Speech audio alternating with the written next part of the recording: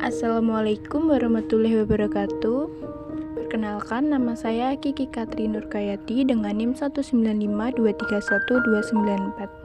Pertama-tama di sini saya akan menjelaskan materi mengenai akuntansi perbankan syariah.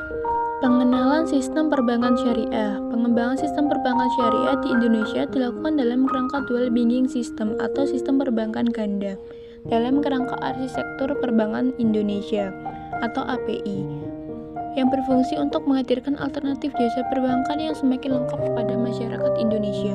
Pengenalan transaksi perbankan syariah.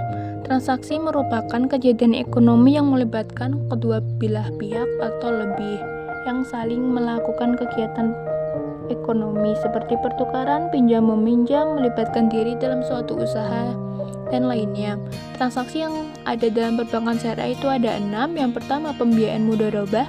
Yang kedua, pembiayaan musyarakah. Yang ketiga, pembiayaan murabahah. Yang keempat, salam. Yang kelima, istisna. Yang keenam, ijarah. Yang pertama, pembiayaan mudharabah. Pembiayaan mudharabah adalah pembiayaan yang disalurkan oleh bank syariah kepada pihak lain. Pembiayaan ini ada 3 jenis. Yang pertama, mudharabah muqayyadah. Yang kedua, mudharabah mutolakoh. Yang ketiga, mudharabah musyarakah.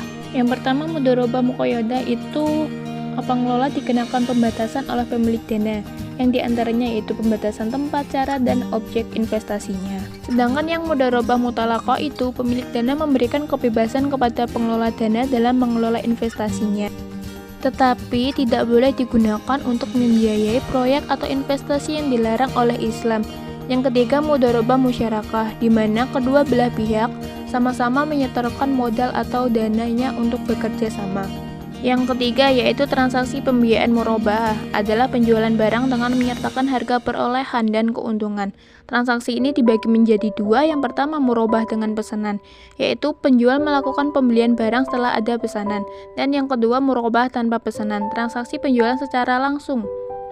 Adapun rukun transaksinya ada 3. Yang pertama, pelaku. Yang kedua, objek jual beli. Dan yang ketiga, ijab qabul. Yang keempat adalah transaksi salam, dibagi menjadi 2. Yang pertama, salam, yaitu transaksi jual beli di mana barang yang diperjualbelikan belum ada ketika transaksi dilakukan dan akan diserahkan pada kemudian hari. Yang kedua yaitu transaksi salam paralel. Itu sama dengan salam, hanya bedanya pada transaksi itu terjadi 2 akad karena penjual hanya sebagai perantara, sedangkan produksi barangnya pembeli harus memesan kepada pemasok. Rukunnya ada 3, transaksor, objek transaksi, dan ijab qabul. Yang kelima, transaksi istisna, dibagi menjadi 2. Yang pertama, istisna merupakan transaksi jual beli dengan menerapkan prinsip pesanan dengan persyaratan dan kriteria yang telah disepakati. Sedangkan istisna paralel hampir sama dengan istisna, akan tetapi pada istisna paralel untuk memenuhi kewajiban terhadap pembeli, penjual melakukan akad istisna dengan pihak lain atau subkontraktor.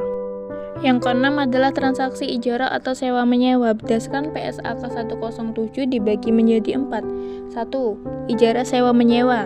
Kedua, ijarah mutahiyah bin tamlik, adalah ijarah dengan wa'ad pemindahan kepemilikan aset. Yang ketiga, jual dan ijarah, adalah transaksi menjual aset ijarah kepada pihak lain. Dan yang keempat, ijarah lanjutan, yaitu menyewakan lebih lanjut kepada pihak lain atas aset sebelumnya. Akuntansi penghimpunan dana adalah aktivitas perencanaan, pelaksanaan, dan pengendalian terhadap dana yang diperoleh dari masyarakat, berfungsi untuk menyimpan harta atau aset berharga, bertujuan untuk mencapai tingkat profitabilitas yang cukup dan tingkat risiko yang rendah. Ada 2 prinsip. Yang pertama, prinsip wadiah atau simpanan, disalurkan melalui giro wadiah dan tabungan wadiah. Yang kedua yaitu prinsip mudharabah atau investasi, disalurkan melalui tabungan mudharabah dan deposito mudharabah. Selanjutnya, akuntansi penyaluran dana adalah merupakan kegiatan menjual dana yang berhasil dihimpun dari masyarakat. Implementasi penyaluran dana ada 4. Yang pertama, pembiayaan dengan prinsip jual beli, prinsip sewa, prinsip bagi hasil, dan akad pelengkap. Laporan keuangan perbankan syariah. Yang pertama, laporan posisi keuangan. Yang kedua, laporan laba rugi. Yang ketiga, arus kos, dan laporan perubahan ekuitas. Sekian, sebelumnya mohon maaf. Wassalamualaikum warahmatullahi wabarakatuh.